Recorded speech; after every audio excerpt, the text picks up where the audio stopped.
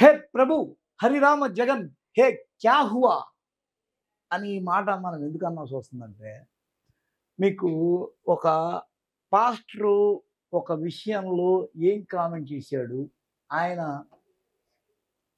యొక్క ఆవేదన ఏంటి, అసలు ఇదంతా ఎందుకు జరిగింది, ఈ ఓటమికి గల ప్రధానమైన కారణం ఏంటి? ఋషికేశునందు ఆయన పూర్తి మనసుతో ఆత్మతోనూ శారీరకంగా హిందువుగా అన్య మతస్థుడుగా అయిపోయినట్లుగా మనందరికీ తెలిసిన విషయమే.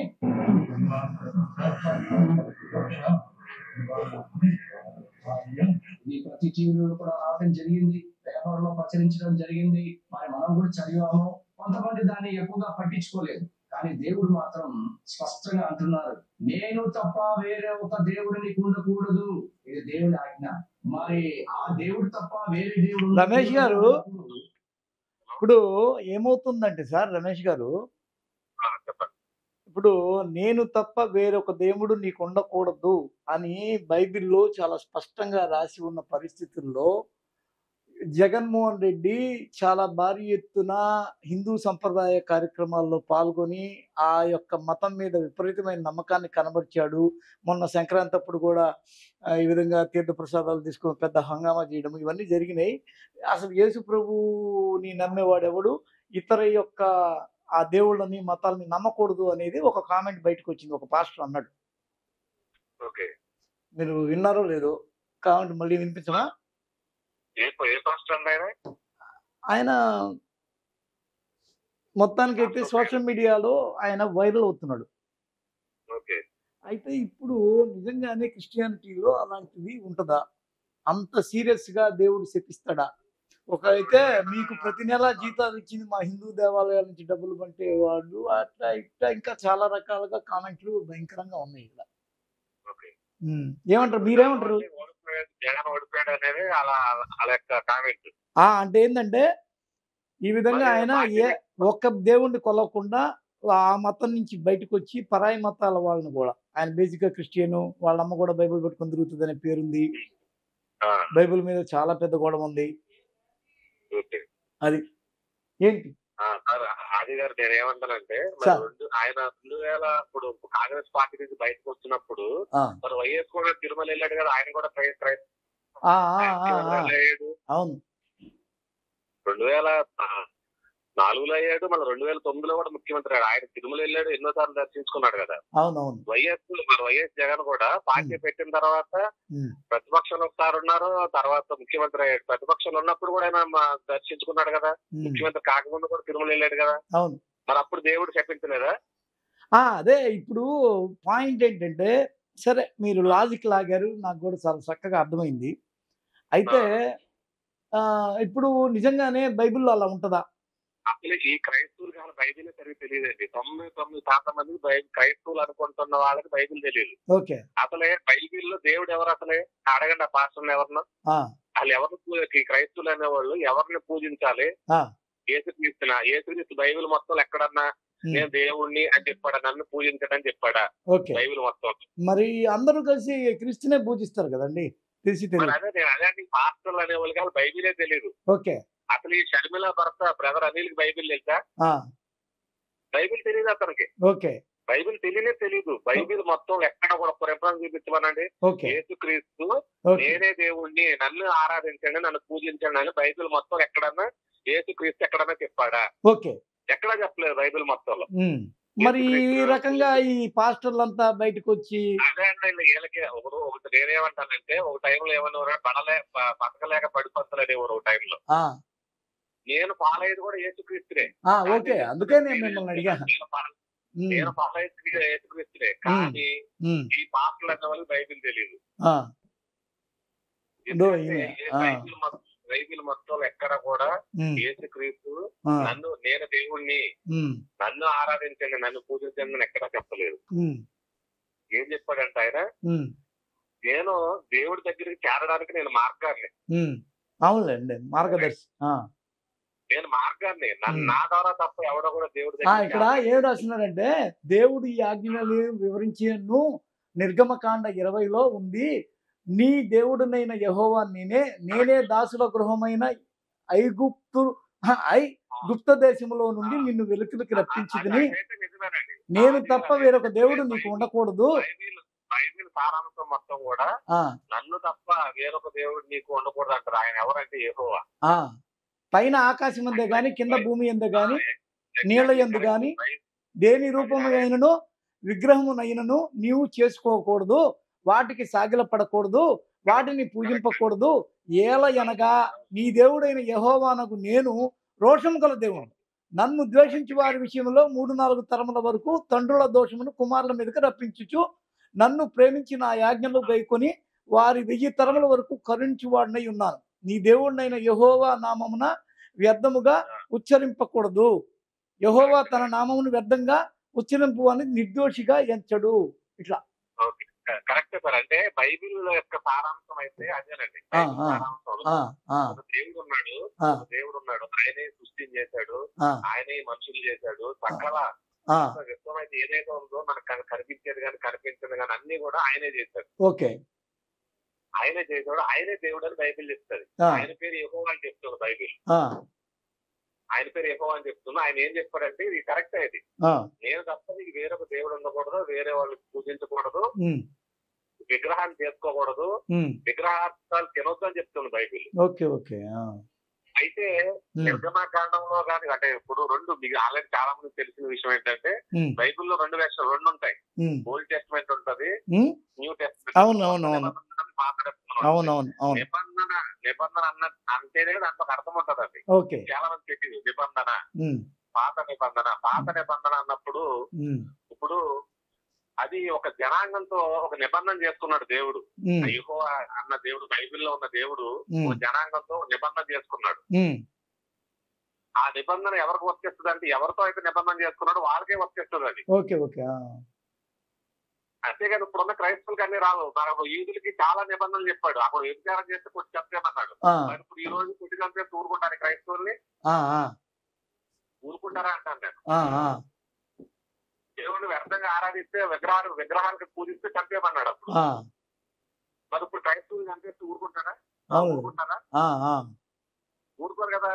అంటే బైబిలే సరిగ్గా తెలియదు. బైబిలే సరిగ్గా తెలియదు. అది బైబిల్ పాత నిబంధన అంతా యూదులనే ఒక జనాంగం ఉండేవారు. యూదులు ప్రపంచంలో అప్పుడు పుట్టిన తర్వాత, సృష్టి చేసిన తర్వాత, జనాభా ఏర్పడిన తర్వాత దేవుడు ఈ ముస్లింస్ ఏమో ఇబ్రహీం అంటారు, క్రైస్తవులు అబ్రహాం అంటారు. అబ్రహాం అనే వ్యక్తిని ఎంచుకున్నాడు దేవుడు. అప్పుడు ఎంచుకుని అతని ద్వారా వచ్చిన జనాంగాన్ని యూదులు అని చెప్పాడు. ఆ యూదులతో ఒక నిబంధన చేసుకున్నాడు. అప్పుడు భూమి మీద చాలా జనాంగం ఉన్నారు. అప్పుడు ఉన్నా కూడా దేవుడు ఏంటంటే వీళ్ళలో ఈ అబ్రహాం అనే వ్యక్తి అతను నీతిమంతుడికి కనిపించాడు. అతను పుట్టిన జనాంగాన్ని తన జనాంగంగా ఒక నిబంధన చేసుకున్నాడు. ఏ నిబంధన అంటే ఇదిగో నా రూల్స్ ఇవి, ఇది మీరు ఈ రూల్స్ మీరు పాటిస్తానంటే మన ఇద్దరి మధ్యన ఒప్పందం చేసుకుందాం. అంటే భార్య భర్తల ఒప్పందం అనమాట. భార్య నువ్వు ఇది చేయి, నేను ఇది చేస్తా, నువ్వు నాకు భర్తగా ఉండాలి, నువ్వు నేను చెప్పినట్టు నువ్వు వినాలి. భార్య భర్తల బంధానికి ఒప్పందం ఎలా ఉంటుందో దేవుడికి యూదులకి సంబంధించిన యూదా జనాంగానికి మధ్యన ఒప్పందం జరిగింది. ఈ ఒప్పందము వాళ్ళకి మాత్రమే వర్తిస్తుంది. ఇప్పుడు తీసుకొచ్చి ఆ పాత నిబంధనంగా తీసుకొచ్చి క్రైస్తవులకి ముడి పెడతారంటే కుదరదు. నువ్వు పాటించలేవు. ఇప్పుడు పాత నిబంధన చాలా ఖచ్చితంగా ఉంటది. అది ఎవడైనా విగ్రహాన్ని మొక్కితే చంపేమని చెప్పాడు. మరి ఇప్పుడు ఈ క్రైస్తవులు ఇప్పుడు క్రైస్తవులు 10 మంది పాస్టర్లు ఏమంటారంటే, ఉదాహరణకి నేను కూడా యేసుక్రీస్తుని ఫాలో అవుతున్న వ్యక్తిని నేను.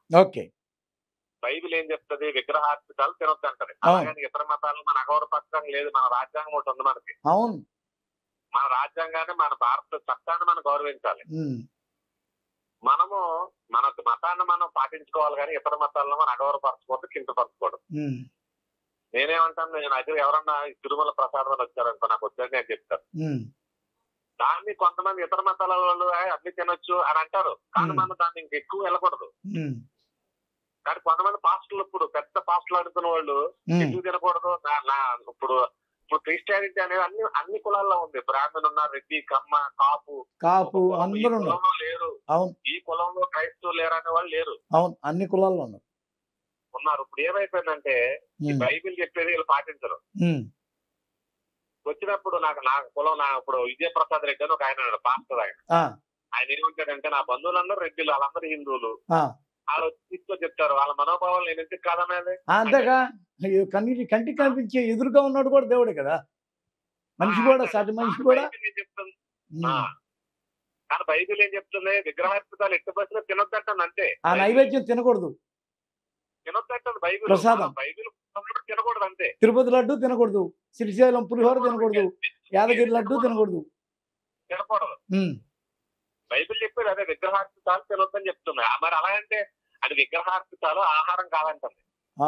దీని మీద డిబేట్లు ఉన్నాయి మళ్ళీ. మరి అంగడి వస్తువుల్లో మరి హిందువులే కదా అమ్మేది, చాలా మంది హిందువులు అమ్మొచ్చు, ముస్లింలు అమ్మొచ్చు, మరి పొదుపు తింటున్నా వచ్చి దీని మీద కూడా బైబిల్ చర్చించింది, ఈ విషయాలన్నింటి చర్చించింది. ఓకే, అవి తినడానికి అభ్యంతరం లేదు. ఓకే, అవి తెచ్చుకొని పొదుపుని తెచ్చుకుని తింటున్నాం మనం. కానీ ఒక పర్టికులర్ వ్యక్తి ఇప్పుడు మన పాయింట్ ఏంటంటే జగన్మోహన్ రెడ్డి అనేవాడు ఈ నిబంధన తప్పడం వల్ల ఓడిపోయాడా? నేను కూడా అక్కడికి వస్తున్నాను, ఎందుకంటే నేను అదే పాయింట్ చెప్తాను. మొదటి ఆన్సర్ ఇచ్చాను నేను. పార్టీ పెట్టినప్పటి నుంచి ఆయన ప్రతిపక్షంలో ఉన్నంత సార్లు ఆయన ఏ దేవుడిని ఇతర మతాల దగ్గరికి వెళ్ళి పూజించలేదా, తిరుమల వెళ్ళలేదా, స్వామీజీ దగ్గరికి వెళ్ళి నమస్కారాలు చేయలేదా, రాజశ్యామల యాగాలు చేయించలేదా? 2019 ముందు రాజశ్యామల యాగం జరిగిందన్నారు. అదే అప్పుడు బైబిల్ ఎందుకు ఆగ్రహం చెందలేదు మరి? అప్పుడు గెలిచినప్పుడు ఎందుకు చేయాలి? ముఖ్యమంత్రి అయిన తర్వాత ఇప్పుడు ముఖ్యమంత్రి అయిన తర్వాత ఆగ్రహం వచ్చింది ఆయనకి. పాయింట్ మనం ఆలోచించాలి. అంటే దేవుడు మనం ఒక రాజకీయంగా ఆలోచించినప్పుడు ఇంకో పాయింట్ కూడా ఉంది అది గారు, ఏంటంటే చెప్పండి. ఇప్పుడు ఆయన ముఖ్యమంత్రి మొన్నటి వరకు, లేదా ఒక పార్టీకి అధినేత, కొన్ని కోట్లాది మంది ప్రజలు ఆయన్ని అభిమానిస్తా ఉంటారు. దాంట్లో ముస్లింస్ ఉంటారు, హిందువులు ఉంటారు, క్రైస్తవులు ఉంటారు, వివిధ వర్గాలు ఉంటాయి. వాళ్ళ యొక్క మనోభావాల్ని ఈయన గౌరవించాల్సిన అవసరం ఉంటది. ప్రభువు కాబట్టి, ఈయన రాష్ట్రానికి ప్రభువు, రాజు కాబట్టి ఖచ్చితంగా ఉండాలి. ఒక పార్టీకి అధినేత ముస్లింస్ అసలే ముస్లింస్ ఒక అల్లాన్ని తప్పించి ఎవరైనా ఒప్పుకుంటారా? ఏదంటే కూడా చాలా చాలా అగ్రెసివ్ గా లేస్తారు. అలాంటి వ్యక్తి కూడా ఈయన క్రైస్తవుడు అని తెలిసినా కూడా ముస్లింస్ ఎందుకు అభిమానించారు? అవునవును. అలాగే ఒక పొలిటికల్ లీడర్ నే మనం కరెక్టే, బైబిల్ ప్రకారం ఆయన తప్పించి ఎవరికి పూజించకూడదు, నమస్కరించకూడదు, ప్రసాదం తినకూడదు. ఖచ్చితంగా. కానీ ఈయన ఒక పార్టీకి అధినేత, రాష్ట్రాన్ని ముఖ్యమంత్రి చేసిన వ్యక్తి, అందరి మనోభావాలను గౌరవించాల్సి ఉంటది. నేనేమంటానంటే ఈయన అందరి మనోభావాలను గౌరవిస్తున్నాడు కానీ ఈయన క్రైస్తవం మీద ఎక్కువ ఆయనకి, ఎందుకంటే ఆయన మెడలో విలువ ఉంది. ఒకసారి గోదావరి పుష్కరాల టైంలో ఆయన గోదావరిలో స్నానం చేస్తున్నప్పుడు ఆయన మెడలో చైన్ కనిపించింది విలువ. ఈ రోజు క్రైస్తవులు అనుకునే వాళ్ళే చాలా మంది నేను క్రైస్తవుడిని, లేకపోతే అది చెప్పుకునే ధైర్యం చేయట్లేదు ఈ రోజుల్లో. అలాంటిది ఆయన ఎంతో ధైర్యంగా, అసలు ఒక రెడ్డి కమ్యూనిటీ నుంచి వచ్చినా కూడా ధైర్యంగా నేను క్రైస్తవుడిని అని ధైర్యంగా చెప్పుకుని క్రిస్మస్ వస్తే వెళ్ళి ఆ రోజు 2-3 రోజులు ఆ చర్చిలోనే ఉండడం. అసలు క్రిస్మసే చేయకూడదు. అంటే జగన్కి కానీ వాళ్ళ అమ్మగారికి కానీ భారతీ రెడ్డికి కానీ వీళ్ళకి కూడా సరిగ్గా బైబిల్ తెలియదు అని అనుకోవాలి. ఒక విధంగా అయితే అసలు అలా అనిల్కే తెలియదు, ఆ బోధ కూడా ఉన్నాడు కదా బ్రదర్ అనిల్కి బైబిల్ తెలియదు, సగం తెలిసి వాళ్ళకి. అదో నమ్మకం, ఆ నమ్మకంలో ఉన్నారు, వాళ్ళ నమ్మకం అది బైబిల్ ని. కానీ ఇతర మతాలను కూడా గౌరవిస్తున్నారు. తప్పే ఉంది దాంట్లో. ఓకే, కాబట్టి అదేం శాపం కాదు, దేవుడి యొక్క శిక్ష కాదు. శాపం కాదు. బైబిల్లో కూడా అంటే మీకు అదే గారు ఒక 2 నిమిషాలు టైం ఇస్తే నేను ఒక విషయం చెప్పదలుచుకున్నా. చెప్పండి. ఈ యూదులు అనే వ్యక్తి ఈ జనాంగాన్ని తన జనాంగంగా దేవుడు చేసుకున్నాడు కదా, యెహోవా అనే దేవుడు. అయితే వాళ్ళని బబులోనికి 400 సంవత్సరాలు బానిసత్వానికి అప్పగిస్తాడు. మరి తన జనాంగాన్ని ఎందుకు ఇచ్చాడండి? వేరే రాజుల చేతులకు ఎందుకు ఇచ్చాడు? ఎప్పుడైతే జనాంగా ఇంకో విషయం కూడా ఉంటది బైబిల్లో, ఈ రాజ్యాలని ఈ రాజుల్ని అందరు నా చేతిలో ఉన్నా, నేను ఎవరికి అధికారం ఇవ్వాలో వాడికి ఇస్తానంటా ఉంటాడు. ఒక్కోసారి చెడ్డవాడికి కూడా అధికారం ఇస్తా ఉంటాడు దేవుడు. ఎందుకు? బైబిల్లో ఉన్నది. ఒకసారి చెడ్డవాడికి కూడా ఇస్తాడు. ఎందుకంటే ప్రజలను శిక్షించాలనుకున్నప్పుడు ఒక దుర్మార్గుడికో ఒక కరెక్ట్ పాయింట్ ఇలాంటి వ్యక్తికి అధికారం ఇస్తాడు. అప్పుడే వాళ్ళు బాధలు చేస్తారు. అప్పుడు మళ్ళా అప్పుడు ఏమవుతుందంటే దేవుడి వైపు మళ్ళుతారు. కరెక్ట్ మళ్ళా దేవుడి వైపు చూస్తారు. బుద్ధి రావడానికి, ప్రజలు బుద్ధి రావడానికి ఒక్కొక్కసారి ఏం చేస్తాడంటే దుర్మార్గుల చేతికి రాజ్యాధికారం ఇస్తా ఉంటాడు. అలా ఎందుకు అనుకోకూడదు? ఓకే. ఓకే.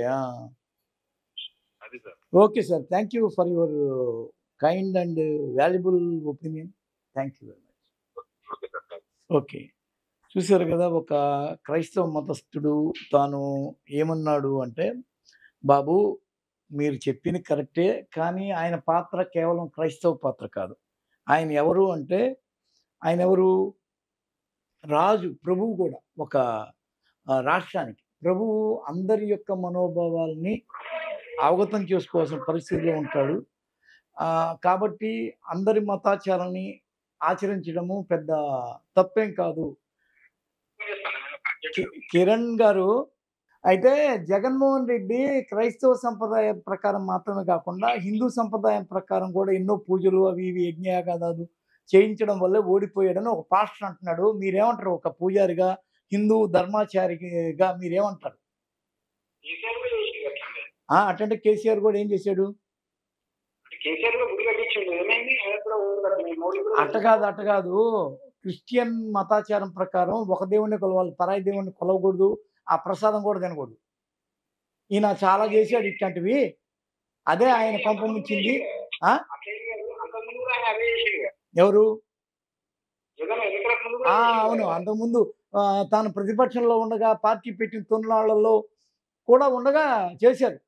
కానీ ఏం కాల. పైపెచ్చు రాజశ్యామల యాగం చేస్తే గెలిచాడనే పేరు కూడా ఉంది. రాజశేఖర రెడ్డి కూడా చేసిండు. రాజశేఖర రెడ్డి కూడా తిరుమలకు పోయాడు, ఈయన పోయాడు.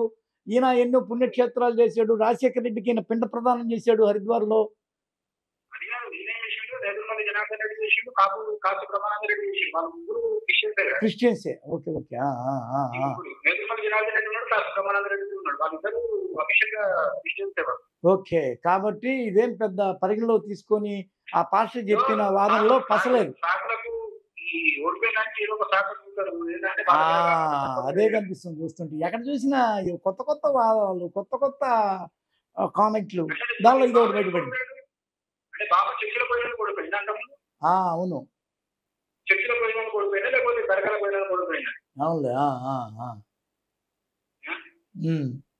హిందూ మతాచారం ప్రకారం కూడా మనం ఎక్కడికి పోవద్దు అట్లా కూడా. అవును. Thank you for your kindly cooperation. చూసారు కదా! అంటే ఇంతకుముందు కూడా క్రిస్టియన్ ముఖ్యమంత్రులు ఉండేవాళ్ళు. వాళ్ళు కూడా ఎన్నోసార్లు ఇలాగా హిందూ మతాచార అన్ని అవలంబించినా ఏం కాలేదు వాళ్ళకి. అలాంటిది జగన్మోహన్ రెడ్డి తాను నమ్మే క్రీస్తుతో పాటు ఇంతమంది దేవుళ్ళతో ఆ మతాచారాన్ని, హిందూ ధర్మ మతాచారాన్ని అవలంబించడం వల్ల ఆయనకు వచ్చిన ఓటమి మాత్రం కాదు ఇది. ఇది 100% కొన్ని రాజకీయ ప్రేరేపిత కారణాల వల్ల ఆయన చేసిన కొన్ని వ్యక్తిగతమైన, లేకపోతే పరిపాలనాపరమైన, లేకపోతే ఇంకా కొన్ని సమస్యలు జనం గుర్తించి ఇలా కాదు ఈసారికి ఇంకొకరికి అవకాశం ఇస్తాము అని చెప్పి ఇవ్వడం తప్ప ఇందులో ఎలాంటి శాపాలు లేవు. యేసు ప్రభువు ఈయన్ని శపించలేదు అనేది మనతో ఒక క్రిస్టియన్ మతాచారుడు, ఒక హిందూ మతాచారుడు మనతో మాట్లాడిన విధం మనకు కనిపించింది.